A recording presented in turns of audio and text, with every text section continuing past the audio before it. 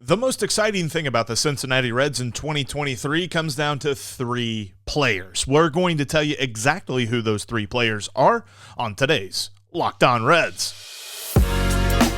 You are Locked On Reds, your daily Cincinnati Reds podcast, part of the Locked On Podcast Network, your team every day. You are Locked On Reds with myself, Jeff Carr, and coming up here in a moment, Mo Egger from ESPN 1530 and 700 WLW will join me as we were live at Fretboard Brewery on Monday night talking about the Cincinnati Reds. This is actually part two of our conversation. If you missed part one, make sure you go check that out after you're done listening to this. But basically, the theme of the night was why the Reds are better this year, and it starts with the most exciting part of this team, and it comes down to three players. We're going to get into that. We're also going to look at, what could Alexis Diaz intro look like? And, Edwin Diaz is out for the year. Could it be his brothers? Probably not. I don't think he's going to copy that. But anyway, we're going to get into all of that here on today's edition of the Locked On Reds podcast. We're part of the Locked On Podcast Network, your team every day. Thanks for checking us out. Make sure you're following us on your favorite podcasting app or on YouTube. Click subscribe and click that bell to get notified whenever we've got new content for you, because we love talking Reds every single day, Monday through Friday with you. Make sure you also jump into the comments section or hit us up on Twitter. You can find me at Jeff Carr with 3 Fs, and you can find Steve, my co-host, who will be back with us tomorrow, at S. Offenbaker with 2 Fs. All right, let's jump into the conversation, continue, and conclude with Mo Egger. What are you most excited for this season? Excited is, this is a little bit double-edged. Do the Reds have, people are going to say, do they have Avery, Smoltz, and Glavin? Right. Not fair. Two of those guys are in... Nobody ever has. Two of those guys are in Cooperstown. Right. But, the Braves suddenly got good 1991. It's true. They had Terry Pendleton and Dave Justice, but Mark Lemke, but they had Avery, Smoltz, Glavin. I'm really interested in, do those three guys make more than a leap? Mm-hmm. Do you like the changeup? Yeah. For Hunter Green? Because that was something that we came into spring training saying he needed, and we've seen it. The way those three guys kind of finished spring training was very interesting. So, look, we said in May of last year, this, as down as everybody is, as down as I am on the Reds as an organization, to be quite frank, what you cannot deny is there's foundational trio. Mm-hmm. Didn't have that in 2015, 16, 17, 18. Did not. Nope. Now, eventually acquired Luis Castillo and then signed Sonny Gray. But, for years it was, well, this isn't going to turn until they have starting pitching worth building around. Now they've got it. So we expect each of those players, or each of those pitchers to get better. But what if each of those guys does more than just get better? Now, the other side of that is, boy, what if at the end of the year you're like, holy hell, those are three studs. They will have wasted a good year of those three guys collectively being a really good trio when they're really, really cheap. And that's something I talked about a lot late last summer. Like, if you think those guys are legit and you think those guys are ready to take a big leap, well, why not build a better team around them? And you could do it without it costing you a bunch of prospects. Right. You could sign some dudes off the street. But those three guys, even in the darkest of days last year, I could watch Hunter Green and feel like, boy, this guy's going to be really good. And I could watch Nick Lodolo. I thought Nick Lodolo last year, his best was better than anybody else's best. Yep. And Graham Ashcraft at times last season was exceptionally fun to watch. They have three of those guys. And if you go, the Pittsburgh Pirates or, the Detroit Tigers, who have been bad for a few years, if you go around the sport and find teams who are likely to not be very good, how many of them have three guys like that? Right. With a year of big league ball under their belt, with their individual and collective upside. So easily for me, the most exciting thing is watching those guys. But I'm afraid that those guys are going to be so good that I'm going to say, awesome, you wasted a year. Yeah. of 3 high-end pitchers under team control who are cheap. And I think that there's an element of, I'm okay if we're talking about you wasted a year of goodness at the end of the season for those guys, because I think this is what that year is for.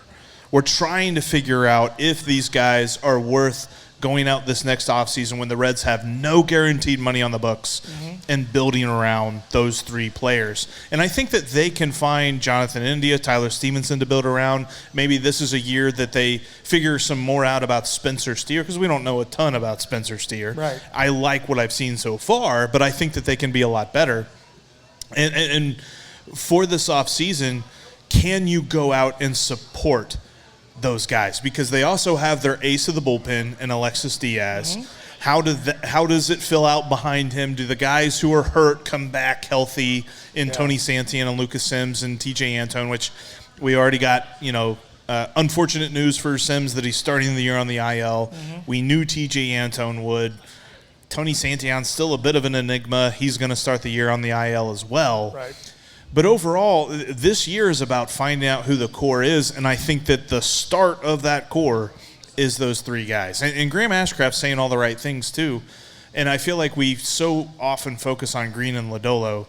Graham Ashcraft, this spring training, has been striking guys out at an amazing clip, and that was what he said coming into the year. He's like, I need to be better about that. That's not something that I ever focused on in my career. And if he takes that next step – and these guys stay healthy, it's going to be easy for this team to hit the over. You have 3 guys with a lot of talent and a great pitching coach. That's a pretty good combination. Yeah, these are things that oftentimes a lot of people don't want to admit. But the other thing for me, it's not that different from what got me through last summer. I mean, let's be honest. It's Elly De La Cruz, man. Yeah. Unfortunately, he's not going to start the season healthy, and he's not going to be in Cincinnati, and understandably so. But, I mean, Elly De La Cruz highlights on Twitter last summer made the summer remotely bearable. And then I get on folks like Keith Law, who writes, he could be the best player in the sport. Sometimes you have to take into consideration, where does the hyperbole come from? We're not talking about, a hot take artist. He wrote that in The Athletic, Keith Law, who's typically pretty measured. He's like, this guy could be the best player in the sport. As most Reds fans think, he hates the Reds. So Right. And so I got him on my show, and I'm like, elaborate on that. And he did. He wholly believed there's no chance he should start the season at the major league level, right? Which is fine. But, we're in a little bit different era. But I remember in 2007 and 8, you could follow along with Joey Votto and Jay Bruce's games. Homer Bailey starts. It's a little bit different. Twitter wasn't really a thing. Right. But games weren't streamed and they weren't as available as they are now. But you could still, in real time, look on the internet and go, Jay Bruce had a double and, walked. And it's the 8th inning and he's coming up, that sort of thing. Well, now you can do it. You can watch the games. You can pay attention. You can follow in real time. That's fun. Yes. Now, is it more fun to watch them here when they're in the thick of a pennant race? Yeah. But if you care about this team, you're going to be consuming the Reds with one eye on what's coming down the road, which we've done before. I mean, Homer Bailey starts in AAA. We're an event. Right. And Johnny Cueto's were, and Aroldis Chapman's, outings in the minor leagues they were events. Yeah. And Bruce and Votto, Bruce more so than Votto, quite frankly. He was a more highly touted prospect, but we did that and we got excited about that. It was held up against the backdrop of a different feeling about ownership, but it's not that dissimilar, and those games and those highlights are easier to consume than ever. You could watch Elly De La Cruz play baseball if you want. You could watch Matt McClain and CES play this year. And so watching their progress, I'm looking forward to that. Who are you picking between Jose Barrero and Nick Senzel? We're going to discuss that coming up next. Before we get into that, though, I want to tell you about one of today's sponsors, and that is LinkedIn.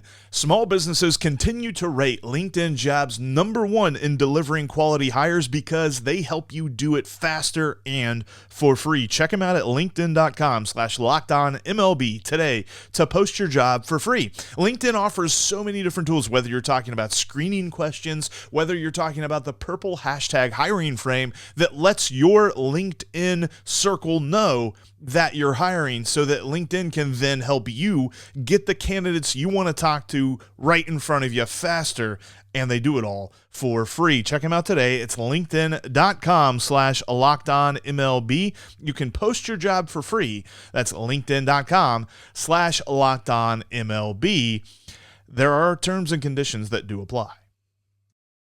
Starting Wednesday, get ready for opening day and the Major League Baseball season like only Locked On MLB can do for you. We have 6 shows, a 6-part series previewing each division with our local and national experts. They're going to bring you all of the insight you need to know to get you ready for every single Major League Baseball team. That's Locked On MLB. Check it out today on YouTube or on your favorite podcast app. I'm all in on Elly De La Cruz coming up at some point this season. I wonder, though, if this injury kind of pushes that back because there's the whole, and I forget what the acronym is for it, but it's the incentive for teams to bring up a player within the first 2 weeks of the season, and if they get votes and if they finish in the Rookie of the Year campaign, then they have the ability to earn extra draft picks. Yes. Based on, further awards that they might They're earn. trying to disincentivize service time manipulation. So he is obviously not going to be called up in those first 2 weeks. Do you think that pushes him back to September? Maybe. I don't know. I mean, he's an otherworldly talent, so I wouldn't bet against him. That I don't know. But you mentioned something that I think is important. It's the service time manipulation thing, which I think is the most dramatically over thing played in baseball. Yeah. Because if a guy is any good, you're going to lock into him long term. Now, maybe the Reds won't because they're going to align payroll to resources. And if he's not any good, you're not. Like, doesn't it seem silly that we wondered this about Nick Senzel? Yep. We're still trying to figure out if that dude can play. Kind of feels like this is his last year, too. Feels like it's his last hurrah. Yeah. It feels like this is. And he's starting the year on the IL as well. Yeah. I mean, it sort of feels like it's put up or shut up time for Nick. Do you think we get a bigger season from Nick Senzel or Jose Barrero? Well, Jose Barrero had a really good spring, right? Yep. Here's the thing. I know one thing about Jose Barrero. I know he can pick it at shortstop. Yep. I don't know if that's where his long-term home is. I know he can pick it at shortstop. What do we know about Nick Senzel? I mean, he made his major league debut in May of 2019. Think about how long ago that was. Right. That's forever ago. And last year was the year he played the most games out of any season. Yeah. And we still know nothing about it. I still don't. There's one thing. I don't know if he can hit. He had a very good spring. Yep. I know he can pick it in the field. Yep. What do I know about Nick Senzel? And I like the reported changes. I do think that Jose Barrero wins this argument as far as what we see who has a better year. The thing with Nick is, I just, for his sake, I'd love for him to have a chance to play baseball for 6 months with no injuries. I would love, for his sake, I can't imagine how frustrating it is for him. I would love for him to be able to say, here are what my abilities are. No, well, he's not healthy. Here's what I can do. Here's where I can play. Here's what my strengths are. And judge him. We haven't been able to judge him solely on how good he is or how bad he is. It's always been injury or moving a position. I'd love for him to have a chance to show us what he can do. And that's not his fault, but it is a part of the conversation. The injuries have kept us from being able to see over the course of a full season. COVID had something to do with that as well. But over the course of a full season, what is it? He was the 5th overall pick in the draft. He's not a and you're not just going to discard him that quickly. Yeah. And I know they've been playing him in the infield, and David Bell has talked about, the ability to move around the field is going to be super important for him. moving forward, I wonder if we've seen the end, especially with Jose Barrero working out in center field, with Will Benson coming in. I wonder if we've seen the end of his candidacy as this team's center fielder. It feels like it, but I'm not willing to give up on the idea of him being a useful big leaguer. No, yeah. And I'd love for him to have a chance to show whether or not he could be a useful big leaguer. Look, if you could play, they're going to find a spot for you. Exactly. And so can he play? I don't know. With Barrero, I know he could play one part of the game. You know, whether that's his permanent home or not remains to be seen. There's one part of the game I know he could play. I think overall, my most excited part about this season is figuring out what Alexis Diaz's entrance is going to be. Yeah. I don't know. I can't think he copies his brother and does some sort of trumpets thing or something like that. Like it's going Timmy Trumpet. Well, unfortunately, his brother can't pitch. Yeah. So we could bring Timmy Trumpet to Cincinnati. We could do that. Yeah. The biggest part about his entrance, though, and it's kind of a bummer, is that the crowd gets into it so much. Sure. And there's not going to be that much of a crowd for But him to here's play the thing, with. Okay, what's baseball doing now? Speeding everything up. Yeah. Okay? So here's where the Reds can be out in the forefront of things. Okay. Bullpen cart. Yeah. Right? I love that. When I was a kid, not at Riverfront for the most part because Like the a Reds bullpens hat. were down the third and first base line. Yeah. But bullpen cart with a cap.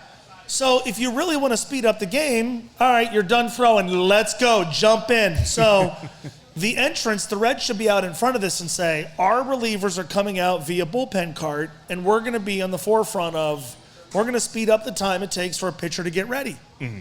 You know, you're still going to bang in there 8 minutes of commercials between innings, but that should be the entrance. Bullpen cart. Is the bullpen cart Redzilla?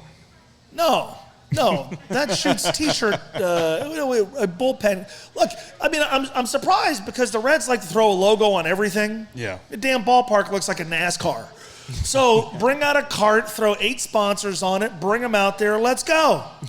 I'm down with that. Right? I'm excited. Like, do you think he's going to continue? Because there was a lot of numbers that seem to point to him getting lucky last season. Do you think he's going to continue what he did last season? The luck numbers are impossible to ignore. Yeah. If you're into such things. And he allowed a lot of hard hit balls that ended in the gloves of Which is hard to say about this defense because they weren't doing that for many pitchers. He was a revelation last year. Let's see if he can build upon it. Again, who's he in the way of? What I was hoping for in all candor is I was hoping there would be a bit of a competition for the closer gig between Antone, Sims, and Diaz. Yes. And whoever lost it was going to set that guy up, and that'd be pretty good. But I watched Alexis Diaz last year. I saw a guy who had pretty electric stuff. I saw a guy that you thought, this guy could be a part of the solution moving forward. Yep. And again, who's he in the way of? Now, is he going to have enough chances to close games? I don't know. But if it doesn't work with him, we'll try somebody else. But, I mean, I saw enough last year to make Connor me feel Overton like and that Luis guy could Sessa be were moving inevitable. forward. We're going to tell you why coming up next. Plus, we're also going to look at what Rob Manfred got right. Before we get into that, though, I want to tell you about another one of today's sponsors, and that is Built Bar. Head on over to BuiltMarchMadness.com and vote for your favorite bar or puff. All March long, we are building out the bracket, and we are finding out what the best Built Bar or puff is. For my money, it's going to be Churro Puff. It's got the cinnamon. It's got the marshmallow. It's absolutely amazing, and you can support your favorite bar or puff today at BuiltMarchMadness.com. I mean, you know all about Built. They've got the amazing taste. They've got the amazing macros. They've got the statistics like an MVP caliber player, and it's going to absolutely far exceed any protein bar you've ever tasted. Check them out today. Go to BuiltMarchMadness.com. Vote for your favorite bar. Be entered to win a free box or a possible year subscription of Built Bar. That's BuiltMarchMadness.com. And while you're there, pick up a box today. Don't miss tomorrow's episode as Ethan Smith from the Locked On Pirates podcast joins us for a crossover preview of opening day. There's sure to be lots of trash talk had as he and Steve have a bet based on the opening day game. You're not going to want to miss that. Check us out tomorrow. That's Locked On Pirates and Locked On Reds crossing over. Make sure you're subscribed so you don't miss it. One of the things I kind of want to conclude on, because we're getting toward the end here of the show, is that and we've been here at Fretboard getting to talk about some Reds live, getting ready for opening day. This pitching staff, the starting rotation, the final two guys. We talked about the top three. The final two guys of Connor Overton and Luis Cessa. Breaking camp with those two dudes, it kind of feels like they just sort of threw darts at a board of guys who had big league playing time and said those are the two guys. I think that would have been the case no matter who they chose, right? Okay. But because I liked Brandon Williamson. I thought he should have broke camp with the team. I would have been okay with that. Yeah. But neither guy really moves the meter, right? Yeah. Yeah, neither guy really moves the meter. Connor Overton. 7 career starts. Yeah. Yeah. Luis Cessa was supposed to be a reliever. I think that's still his best option, too. Right. He wants to to start now. Yeah. His World Baseball Classic experience seemed weird. They didn't pitch him very much. No. Let's be honest. That's maybe the biggest question about this team. Yes. 40% of the team starts occupied by guys that you just don't know that much about, right? I would have preferred Brandon Williamson to get a chance to establish himself. There's also the goofy Justin Dunn situation, which I Starting feel the for year the, on the IL again. I feel for the kid because I feel bad for that, too. You talk about throwing darts. It feels like now we're just throwing darts. The same shoulder. Trying to figure out what's wrong with him. Yeah. The back end of that rotation is very uninspiring. It's going to be a revolving door, I think. They're going to have more than 5 guys start games this year. Yes. Well, they're going to need it. Yeah, I mean, only in... They're going to have more than 5 guys start games in April, but they're going to have more than 5 guys start games this year. Yeah, even in 2012, they had 6 guys, but that's the lowest. Who was the 6th? Oh, man, I know this one. Who was the 6th? Arroyo, Leak, Cueto, Bailey, and Leto started Todd Redmond. 161 games. He Redmond. started the front end of a doubleheader against the Cubs. Yep. I do remember, and that was the only reason that they needed him, because it was a doubleheader. And then, of course, they get through the whole season healthy. Game 1, Johnny Cueto, 8 pitches. It will never happen again. We'll never go through an entire season where the entire 5 stay healthy. It wasn't like it was 1984, but that's 11 years ago. The guys were going deeper into games, and so those all year long, nobody missed a start. It's crazy. Well, Mo, I thank you so We're much. not going to talk about the rules. Oh, yeah. My favorite thing. Yeah. People are mad about the rules. Let's be mad about the rules. The rule changes. The game is shorter. Good. Here's what I don't too. understand. The people who are mad about the rule changes were the same people who were like, I just don't watch much baseball anymore. Okay. Or they're going to change it. Well, I don't like it. Well, they're changing something you didn't like, so you're going to be mad that it's not what you didn't like? What was it? The average spring training game is down 30 minutes? Yeah. It's huge. The average Red spring training game was 2 hours and 35 minutes. The shortest Red spring training game last year was 2 hours and 35 minutes. That's great. Look, man, I enjoy making fun of Rob Manfred for a lot of things. You got that right. He's got the World Baseball Classic they got right. Yep. And they've got this right. Move the game along. Let's go. There should be less standing around. I'm a little skeptical that the banning the shift is going to lead to the results that everybody wants. Yeah. I love the fact that you can't throw it at first base 1,000 times. I love the fact that we're emphasizing the stolen base. I love the bigger bases. I love the shortened the pitch clock. And by the way, players adjusted during spring training, and they will continue to adjust. You've had hundreds of players who have come through the minor league system with the pitch clock. They're going to get to the big league level having played with it. Is it going to lead to a whole bunch of people coming back to the game? Probably not. But is it going to lead to a game that moves faster, that has faster pace, that's not diverting your attention elsewhere? Terrific. Do this year. Find a game from this past season. Yes. Once a few weeks of games have been played, and figure out a way to hold it up versus this year's product versus last year's. The amount of just garbage time where guys are doing nothing. You got the pitcher standing on the mound. He's looking at the catcher, acting like the fate of the world is hinging on if he throws a slider. Batter's adjusting his gloves, picking his nose. Catcher's standing up, kneeling. Let's go. Right. Sweet Jesus. I'm thinking of that game that the Reds played the Cardinals, and it went 5 hours, and it went into extra innings. Hunter Green pitched last season. Yeah. It was like a 5-hour game, and the Cardinals won in extra innings because I think Lars Nootbaar hit a 2 RBI double. This sport, Major League Baseball, goes back to 1869, okay? Mm-hmm. There's really only 5 places to throw a pitch. High and in, high and outside, low and in, and down the middle. Pick a location, pick one of your 3 pitches, and let's go. Yeah. And the players will adjust. And you know what? They're going to like getting home earlier. They're going to like getting on the plane earlier. It's going to be great. Like, I can go all hardcore purist. You know what happened back in the day? The days that people romanticize about baseball? Watch a game from the 70s.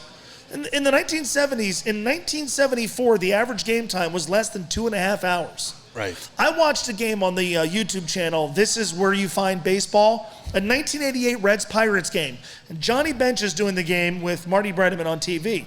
And Johnny's like, man, you know what you don't really see anymore? You don't really see any 2-hour games. They were complaining the games were too long at 2.5 hours. We're bleeding into 3-hour, 25-minute territory. Right. So you want to go back to the way the game was played? More stolen bases, more action, and game played at a more brisk pace. I love what baseball is doing. And I think, and actually to piggyback and kind of finish up on this thought, the whole idea of the bigger bases, more base running, more steals. I had a bold prediction the other day. Reds have 2 players get 20 or more steals. Yeah, and look. What do you think about that? I Will Benson will get 20 plus. Yeah. We think India? Yeah. India That's my 20? 2 is I got India and Benson. Teams are going to have to pitch out again. There were like more than a dozen teams last year that did not pitch out because guys aren't running. Right. So now what'll be fun is watching teams adjust their strategy. You know what you're going to see a lot of? Catcher pickoffs. Oh, yeah. Pitchers can't trying to throw behind the runner. Pitchers can only throw over twice. Catchers can throw over after every pitch. So you're going to those plays are kind of cool. You never see them, right? Right. You're going to see things in the game that kind of went away. You're going to see pitchers and catchers have to figure out, okay, I've thrown over there twice. Now he's going to go. How do we get him? Great. You're going to see pitch outs, and then you're going to see hitters. Keith Hernandez, when I was a kid, used to do this. If you pitched out on him, he would throw the bat at the ball to protect the runner. That's small ball. That's the kind of baseball that people have complained has gone away. That's terrific. The catcher that I'm thinking of, because for some reason he always was the guy that I thought, okay, he's trying to throw behind the runner a lot. And congratulations for you making me think of Yadier Molina today. Yeah. So I get to think of Yadier. But like, okay, if more that those plays are exciting. Mm-hmm. So you're going to have more steals. You're going to have less standing around doing nothing. Why does a hitter have to adjust his batting gloves? I play 18 holes of golf. You know what I never touch once it's on? My glove. Yeah. And I swing the club 120 times. Right. I'm not adjusting it after every swing. Why does a major league hitter have to adjust his batting gloves for 5 minutes every at-bat? I think next time I'm going golfing, I'm going to do that. I'm going to adjust my glove. I'm going to stand up there. Yeah, well, you're not going to play with me because I'm not playing over 6 hours. I think the rule changes. In all honesty, and I say this as somebody who has hated a lot of the things. I'm never going to buy into the magic run rule in 10 innings. No. But I've hated a lot of the things, a lot of the initiatives that Rob Manfred has implemented. He gave the players a chance to do this on their own. Speed the game up. He gave the umpires a chance. Speed the game up. And when he didn't, he's like, screw it. We're not going to play 3.5-hour 9-inning games anymore. We're not going to have as much standing around. I do not think Rob Manfred likes baseball. I think for the most part, he has been a bad commissioner. For this, I applaud him. We are just a few days away from opening day. I am so excited, but I can't wait to be down at the ballpark again. I know that there's not a lot of people that seem to share that thought, but I know that you're not one of them. I know that you're ready There's to be down at the ballpark look, too. man, I can hammer the Reds for a lot of things as well. There is still nothing I enjoy more than a summer evening at GABP with an overpriced beverage, watching a game. It's my favorite thing to do. And if it's not yours, it's okay, but it's still my favorite thing to do, and hopefully the team is a little bit better this year. And that is where we are going to end today. Thank you, everybody, for coming out to listen to us talk some Reds baseball on opening day week. And that's where we're going to end. Mo, thank you very much, sir. I enjoyed it. Thanks for listening to this edition of the Locked On Reds podcast. Like I mentioned at the top, this is part 2 of our 2-part conversation with Mo Egger from Fretboard Brewery on Monday night. Make sure, if you didn't hear the first one, check that one out. It's a great conversation talking about why the Reds are going to be better this season. But that's going to do it for us here today. Now make your second listen Locked On Fantasy Baseball, as Matt and Dom will help you win your league with the best draft strategies and waiver wire look-ins each and every day. That's Locked On Fantasy Baseball, just like Locked On Reds. It's free and available on all platforms. As we move toward opening day, we've got the crossover with Locked On Pirates coming up tomorrow. We've got a lot of great content coming for you, so make sure you're subscribed. Make sure you're following us on your favorite podcast app, and on YouTube, make sure you've got that bell clicked so you can be notified when we have new stuff for you. But for me, and for Steve, who will be back with me tomorrow, we will be Locked On Reds every single day.